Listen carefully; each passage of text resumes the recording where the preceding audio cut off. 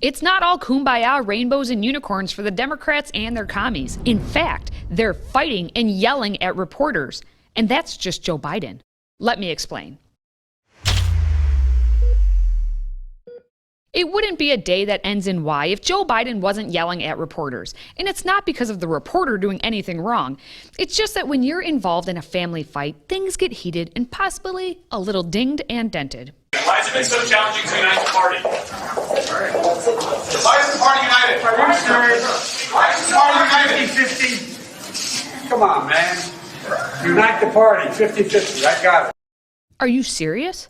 He has it. Come on, man. And that's the president. And yet, as we all know, nothing in this administration is serious. No one has anything. And how dare you gender anyone, man?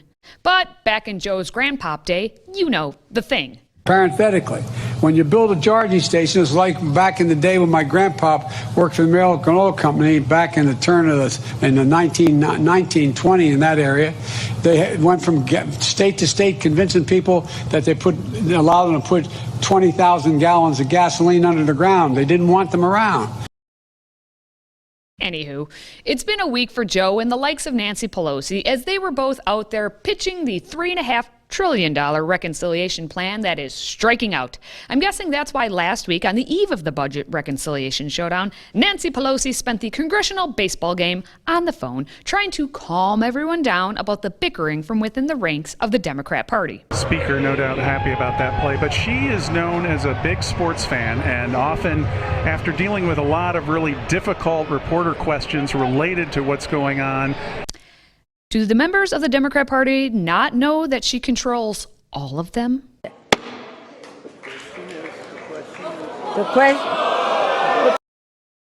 But who am I kidding? Pelosi spent the second inning putting in an order for extra chocolate chunk and some Rocky Road, because that's what we're all experiencing right now. It's been a rocky road.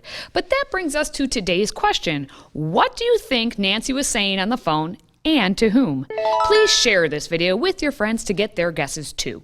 Now, some people seem to think Nancy was working on the budget reconciliation, but really, 2 pints of cookies and cream to the first row by the third base dugout, or else.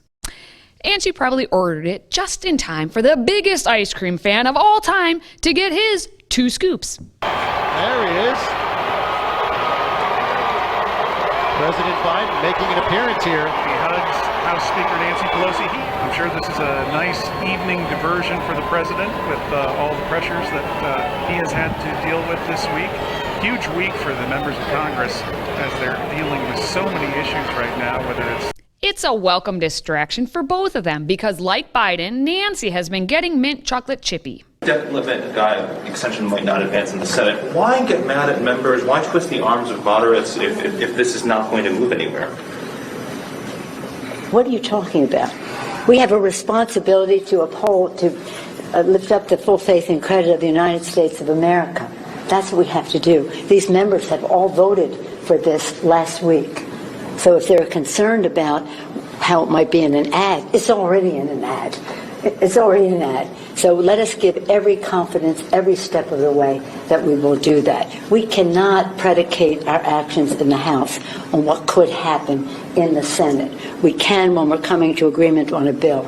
But in terms of this, I have no patience for people not voting for this. Thanks, everyone.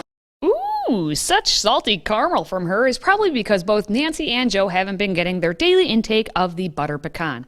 We'll get to that in a moment, but before I move on from the congressional baseball game that was the night before the big reconciliation showdown failure, I just have to give a shout out to Representative Greg Steube of Florida, who actually was there to play baseball. Just listen to the announcers, because it's poetic.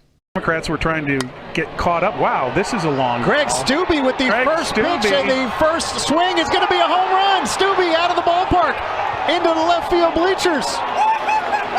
Steube with the very first offering from Pete Aguilar swings and sends it to left field and out. While everybody's milling with the president, they played baseball, and Steube wants to bring the attention back to the field. Absolutely. I believe that is the first out-of-the-park home run in this game in more than 40 years. That's a nice hit. Now, even the uniforms give you perspective of how things operate. The Republicans have a team jersey and pants, while the Democrats are all in whatever jersey that probably feels nice to them. We can't be united, one team, one dream, because it's every person for they themselves. As we know, it's all a game in Washington, a cutthroat one at that. So to sit back and watch the inroads fighting between the Democratic Party is poetry in motion. And in case you wanted to know, the president in attendance tonight. The Republicans with the win over the Democrats, 13-12. That's a good summary right there, because the Democrats are fighting amongst themselves. Most of the ire is against Joe Manchin of West Virginia and Kyrsten Sinema of Arizona, because they won't just bow to the party lines on the, again, $3.5 trillion budget reconciliation bill. They clearly aren't listening to the president. So guess what? You got nothing. Zero. No help. My friends in the other team have no problem giving billionaires and millionaires gigantic tax breaks. This is a tax cut. Oh, it's actually a tax cut. Silly on all of us. But Manchin and Sinema are now evil for thinking it wasn't a tax cut and for actually representing the interests of the citizens in their states. Now, Bernie Sanders decided to put out his own commie ire, showing how if you think for yourself, you clearly are in the wrong. Sanders tweeted, 2 senators cannot be allowed to defeat what 48 senators and 210 House members want. We must stand with the working families of our country. We must combat climate change. We must delay passing the infrastructure bill until we pass a strong reconciliation bill. Carry the one. Yep, math is still racist. But since we know that there are 100 senators in total, and Bernie only counts on the total being 50 in his equation, he's leaving out half. And as we know, it's 50 Republican senators we're completely ignoring, and those 2 pesky Democrat senators, meaning 52 in total, who are allowed to defeat a bill to what the 46 Democrats and technically 2 independents, of which Bernie's supposed to be one of them, it's of what they want. So clearly, math is racist. But he'll try to make it seem like he's the good guy with his tweets like this. What if, and stick with me for a minute, because this is a pretty far out concept to some of my Republican colleagues in Washington. What if we built a government that delivered for working class people and not just corporations and the billionaire class? What if, and stick with me for a minute, because this is a pretty far out concept for basically all of Congress in Washington. What if we built a government that followed the Constitution and had members of Congress who didn't stay in office for decades just to line their own pockets so they become part of the millionaire class, having not built anything like what those corporations did, because at least they gave jobs to people along the way and fueled the economy? Yeah, I know. All of that would be too long for a single tweet. We are not just taking on or dealing with Senators Manchin or Senator Sinema. We're taking on the entire ruling class of this country. Right now, the drug companies, the health insurance companies, the fossil fuel industry are spending hundreds and hundreds of millions of dollars to prevent us from doing what the American people want. And this really is a test of whether or not American democracy can work. The Republican Party is bought and paid for by the pharmaceutical industry. They're not going to do anything. And the Democrat Party is bought and paid for by the teachers' unions and the media. They're not going to do anything. And that's why when that pesky Kyrsten Sinema is harassed on a college campus about the vote while in the bathroom, it's just justified by the media as matter of fact.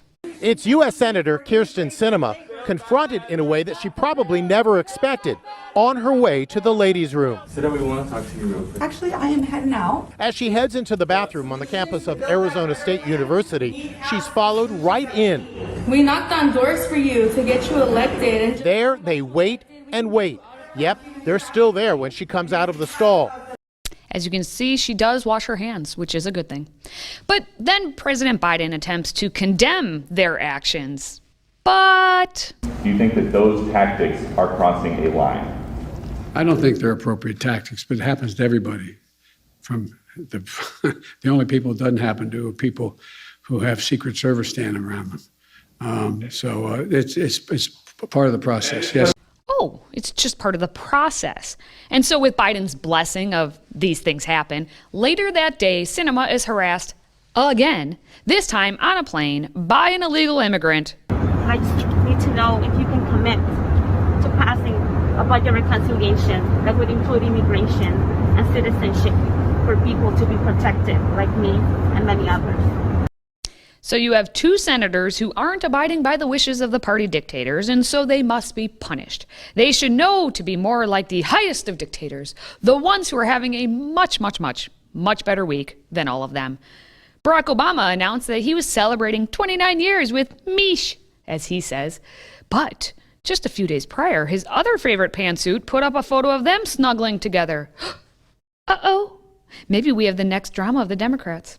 That would help distract from the simple fact that Biden's approval rating continues to circle back on the drain of despair.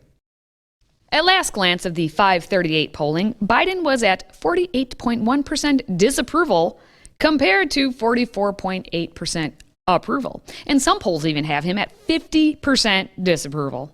But the real kicker is that independents don't like what he's doing. The AP NORC poll found that Biden's approval among the independents dropped from 62% in July to a mere 38% now.